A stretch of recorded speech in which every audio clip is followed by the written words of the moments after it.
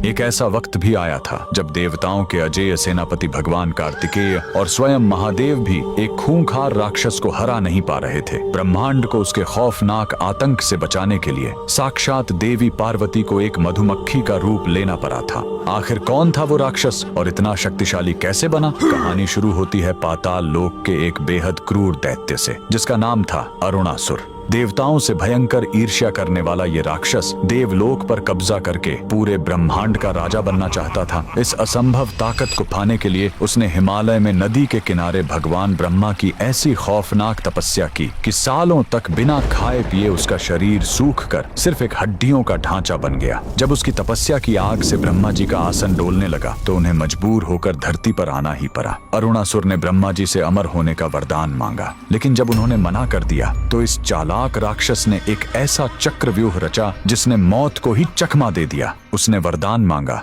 मुझे कोई देव, दानव या इंसान न मार सके, कोई 2 पैर वाला या 4 पैर वाला जीव मुझे न मार सके, और ब्रह्मांड का कोई भी अस्त्र शस्त्र मेरा शरीर न काट सके।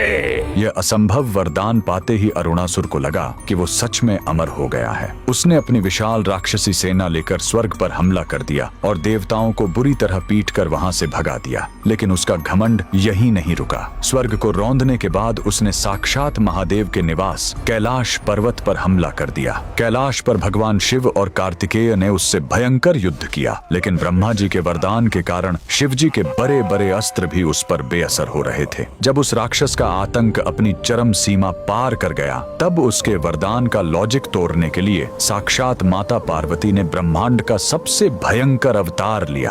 उन्होंने एक विशाल मधुमक्खी का रूप धारण किया, जिसे पुराणों में माता ब्राह्मणी कहा गया है। माता ने कोई शस्त्र नहीं उठाया, बल्कि अपने शरीर से करोड़ों जहरीली मधुमक्खियों, भंवरों और ततैयों को पैदा किया और उन सबको उस पापी राक्षस पर टूट पड़ने का आदेश दे दिया। चूंकि मधुमक्खी के 6 पैर होते हैं, इसलिए ब्रह्मा जी का 2 या 4 पैर वाला वरदान टूट गया। उन करोड़ों भंवरों ने एक साथ उस अमर राक्षस पर हमला कर दिया और बिना किसी अस्त्र के सिर्फ अपने डंक से उसके शरीर को तब तक नोच नोच कर खाया जब तक वो घमंडी राक्षस एक कंकाल में तब्दील होकर हमेशा के लिए खाक नहीं हो गया।